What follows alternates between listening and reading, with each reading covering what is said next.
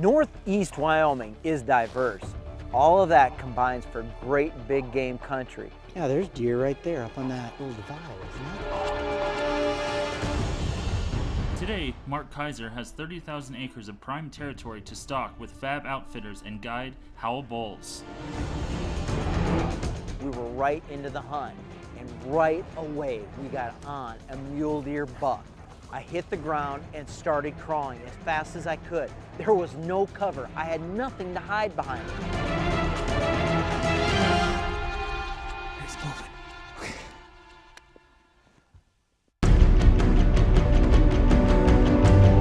On the autumn wind comes the time of the hunter and the tradition of the continent's greatest game. Now, the quest is here to discover where the buck waits for us. Join in hunting's ultimate test. Experience the skill and determination, the honor and respect, the disappointment and elation. All part of the call of the ultimate challenge, the American deer.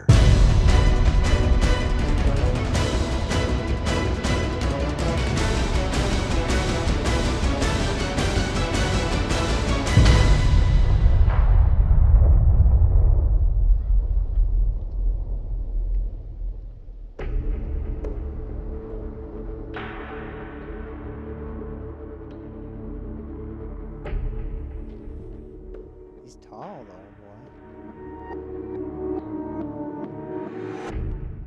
Well, I think you're right, Hal. I think that's a good deer maybe in a year or two, but God, it's our first morning. That's pretty cool though. I mean, he came up right in our face, so.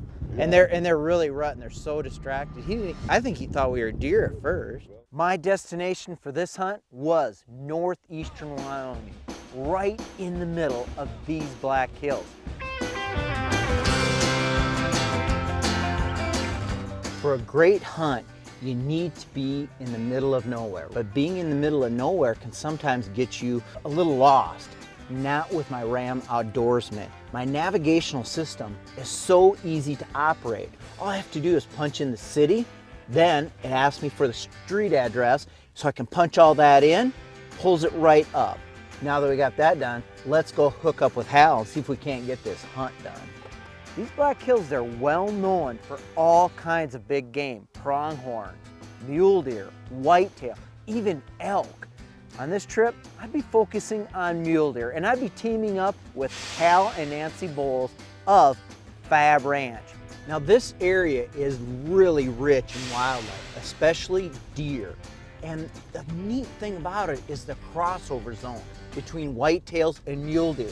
Unfortunately, there was some bad news when I've been talking with Hal over the phone, and that is epizootic hemorrhagic disease had a horrible outbreak here, and it has knocked the whitetail population back on its heels to the point where when you see a whitetail, you're kind of surprised. So that means mule deer, but I don't mind. I love mule deer hunting. He has mule deer densities that rival anywhere in the United States. Now this ranch is not just for wildlife, it's a working cattle ranch. And that intrigues me because I love to see how ranch managers like Hal take livestock and wildlife and mesh them together so both work equally. Hal? You must be Mark. I am, how are you? Good, how are you today? I'm great. Anytime I can drive through Wyoming and see sights like this, who wouldn't be great? What a beautiful day. I think instead of wasting this great day, we need to get hunting. You know, I'm ready to get hunting too, Mark, but let's get you in your room. And then I like all my hunters to shoot their guns before we go out. I want to get those jitters out of me right now. So let's just shoot a couple rounds, make sure the gun's sighted in, and go hunting. These deer, with our water problem and our drought that we're in at the present time, we'll probably be hunting these creeks pretty hard, and we'll also be hunting that bigger, vaster country up in the sagebrush and cactus. This area can produce some whoppers, but more than likely I figured we'd just find a mature deer. But with only hours to hunt, I knew we'd have to look for mass, maturity, and maybe just a little bit of character in a buck. And with all that, I think I might just pull the trigger. That looks like it'll kill a deer. Maybe we ought to go hunting. I'm ready. Let's go. Hal didn't waste any time. Like some guides I've hunted with, they may take a client out and get those first day jitters out of the way with a good hike. Well, we didn't have time to get rid of my jitters. We were right into the hunt, and right away we got on a mule deer buck.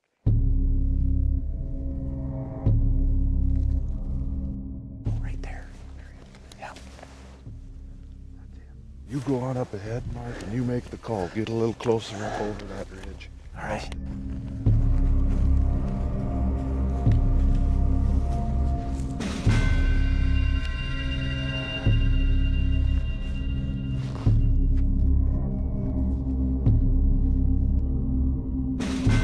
Yeah, he's just not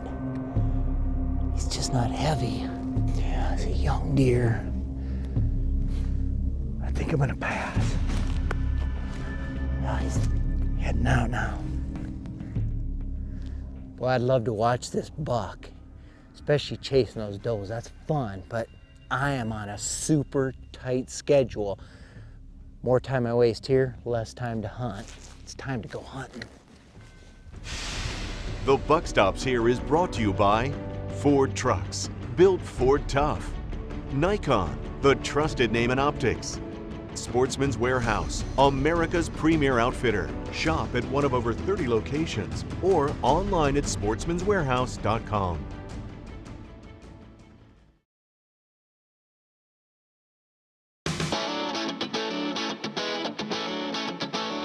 So I assume we're gonna do a lot of spot and stalk, but you've got so much variety and terrain. Are we gonna start up in these pines? Are we going down in the river bottoms or way up in that high gumbo country? What are we gonna do? Well, I think we'll start out and maybe try to do some, look through these pines a little bit and we'll do a little more stalking through them. And then from there we'll wander into these river bottoms, I think. And during the middle of the day, I call it the desert because it reminds me of the desert. It's just that big open gumbo country, a lot of sage, cactus. Well, I'm up for any challenge. So spot and stalk, I got all the optics I need to spot them, and I think my feet will stalk them. Okay, we'll find out. We're gonna get up here to this spot and we'll get your optics out, your big Nikon scope, and take a look around. Okay. On our way out to the hunting location, I learned something else that really pleased me. They just don't take many hunters. It's a small mom and pop operation, the very kind of operation I like. 4, 5, 6 hunters a year, maybe a few more if game densities are high, a few less if he's not seeing as many deer. He tailors it to what he sees yearly, annually. And with that, I couldn't be happier because I knew we were gonna see a lot of deer. Well, we might not see a lot of whitetails. They were having a hard time this year, but I trusted we'd see the mule deer. And why not? I'd seen a ton of them on the drive-in in my Ram. Well, that gives a lot of variety of cover to this ranch. You know, these pine ridges, these are all ponderosas, is that right? Ponderosa pine. Yeah. Yeah, let's move a little bit further ahead here. Now, one of the things Hal can't manage is Mother Nature. This year's been tough. It's been a drought. Now, what does that mean? Well, it means there's not much to eat and there's not very much to drink out there. It also can lead to some hardships on another big game species that I kind of like. That's the white-tailed deer. When drought conditions affect an area, everything dries up and you have a lot of stagnant pools of water. In those pools of water, insects breed, and a particular gnat will bite whitetails and spread a disease called epizootic hemorrhagic disease. This disease is not very nice. In fact, it can devastate a herd in some years. Well, this is a horrible year. Hal estimated that 60% or more of his whitetail herd was affected. And I had heard stories all over whitetail country of the same thing. These are a couple of whitetail we found right here in the Little Missouri. We found these two little, not little bucks, they're young bucks, and they were going to be dandies. But we found them dead, probably within a couple hundred yards of each other. They're both EHD killed, and that's part of the issue with our whitetail. It really hammered our whitetail. I want to say we probably took a 60–70% death toll from the EHD on our whitetail. And it's just a shame to see these two young bucks. I mean, they were really going to be something in their life.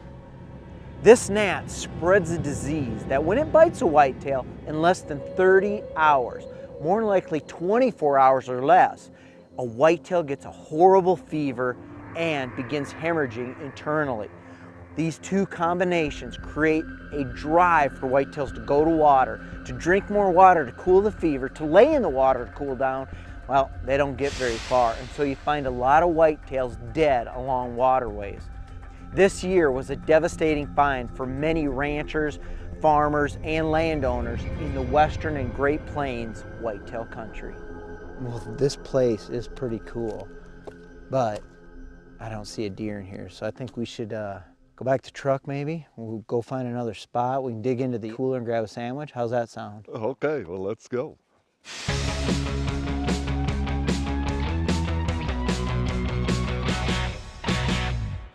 This country can be challenging, as diverse as it is, because you always don't have a lot of cover. Oh, we're not seeing a whole lot out here, but you think it's because of the drought? They maybe moved more towards the creeks, or You know, the drought, and you know, for the 19th of November, it's just bloody warm out here today. Them deer might be moving off. You know, we're kind of on the edge of the creek beds here. Yeah, there's deer right there up on that little divide, isn't it? Well, let's just work up. We can get a better look at the doe and fawn. There might be a buck With tracker laid down beside him out in this stuff. It's so hard to see sometimes. I knew it was going to be a challenge, but I felt I was up to the challenge. Hours to hunt, diverse terrain, and hopefully a good mature muley buck in between, and the Hornady bullets would get put to use. Little spike or a little 2x2. Believe it or not, mule deer were actually the last of the deer species to evolve. Blacktails were in the western United States, whitetails in the east. They met in the middle and created the baby, the mule deer. Now, mule deer evolved in open country, so they act a little bit like pronghorns. Now, mule deer are having a tough time in the West. There's no doubt about that.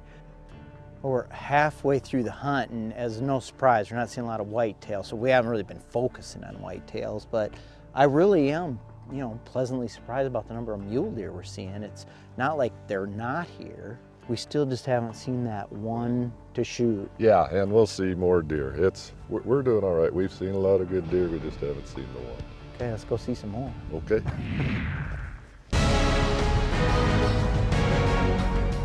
Those fields, they didn't have much on them, but they were the only source of nutrition. That's him right there, isn't it, Mark? Yeah, that's him. I hit the ground and started crawling as fast as I could. There was no cover. I had nothing to hide behind. There he's moving. Okay.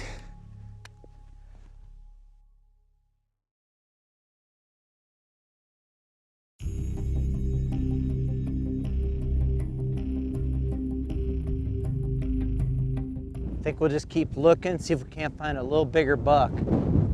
That one needs a little more time in the oven.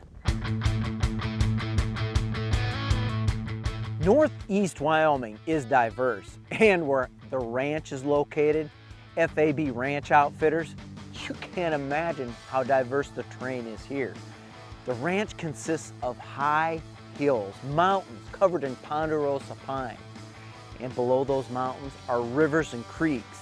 And then you have big open sagebrush flats that go up into higher buttes. All of that combines for great big game country. Mark, I think that's a deer over there. He's a long ways out though, but there's some does, and Oh yeah, I see him over there. I think that one's a big buck. You're gonna love that edge scope, and that's what you need for, For as they're far long. away as Oh he is. man. He's a pretty good buck. He's a buck we probably should make a move on, Mark, and try to get a little closer. All right, let's go from here. Let's go. Hal was starting to think like I was, that we probably should start working down. Down to where? Back to the river, and see if we couldn't find some of those mule deer returning to the fields. Those fields, they didn't have much on them, but they were the only source of nutrition that really had a good staple around. I can see deer. Mark, I think what we need to do is get back down this dike, go back down a ways, and try to use this hump because there's no cover at all. I mean, we're going to be in the wide open on this deer no matter what we do. But there's just enough rise, like you said. He won't see us if we make that big swing. Make a swing out and get behind that rise and come up. Maybe we can come up and see if that deer's in there. The first part of the move wasn't too hard. We had a very slight rise, but just enough to hide our forms. That gave us time to cover that big open flat. That's him right there, isn't it, Mark? Yeah, that's him. I think you can get a shot, Mark, if you go it alone up there. I'm gonna hang back and watch from here. It was a shooter. It was a mature mule deer buck, heavy antlered, dark horn. I hit the ground and started crawling as fast as I could. There was no cover. I had nothing to hide behind.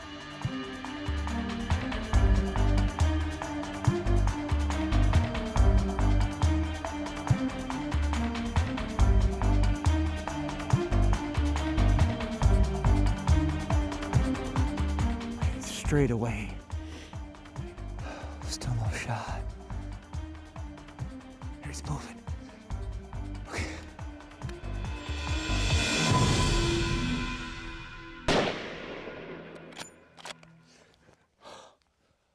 Oh, he went right down. Right down. He's not moving.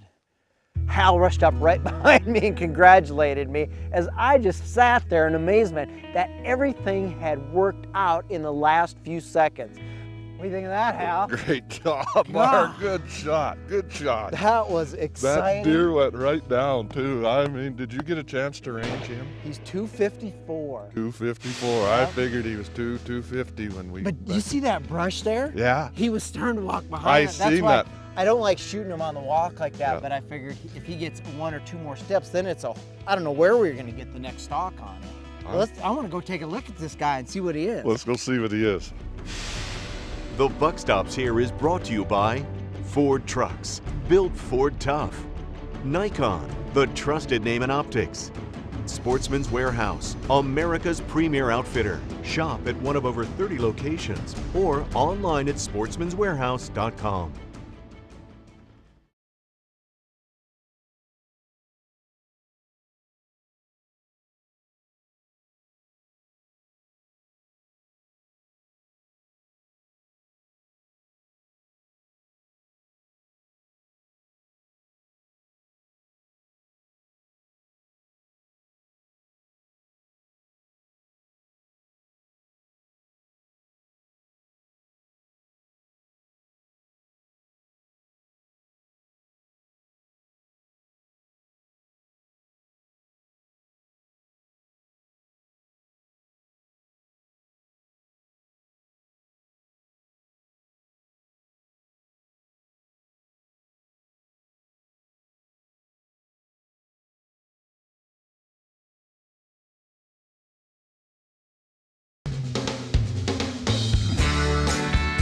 I probably could have hunted a little more, but not a lot more. And if you have a short hunt window, getting everything to come together like that, having all the intricacies and elements play out in your favor, well, you know how hard that is. It rarely happens like that without putting in several days of hard hunting. All right, look at this. Beautiful northeast Wyoming mule deer, real typical of our deer up here. Just look at the nice mass Nice on heavy him. mass. He's a big bodied, nice mature deer, real white face. And look at how his antlers sweep back so nice, almost like an elk. I didn't realize he had this height out in the field when we were looking at him. No. Nice, heavy horn. He's broke up. Look at that, he's been fighting. Been fighting up there on that time. Hit the dirt a little hard here though. I knew he hit the dirt hard. I think he's a beautiful northeastern Wyoming 4x5 mule deer. Not only did we get a nice animal, but I met a very nice man and got to hunt with him and enjoyed the outdoors and enjoyed the ranch with me. He's got a nice white face. Just look at this, that exit wound up high in the shoulder. You know, I shot him quartering away with that Hornady SST bullet. That's what made him drop right there. I knew he was hit hard when he went down. He went down hard and it was a good shot. 250 yards. I appreciate it. I appreciate accommodating me. I've only, you know, this is a super short hunt. And we're speed hunting. We're speed We're at hunting. You've seen a lot of country, covered a lot of country today. Oh, I guess. But this was exactly what I was looking for. A nice, mature, heavy antlered buck. And well, I think it's time for me to go get the ram. You want to ride in the nice, comfy ram instead of that rough ride and ranch truck, right? Sure. I was pleased at the outcome of this hunt. And who wouldn't be? Standing over such a beautiful mule deer buck. Mule deer, well, they're precious to me, every single one that I harvest. I love to eat them, and I love to admire their antlers on the wall. But even more so, I enjoyed spending time with Hal and his family. We tagged a buck, and we got to enjoy Northeastern's beautiful, diverse topography, albeit in a short window, but with quality time well spent.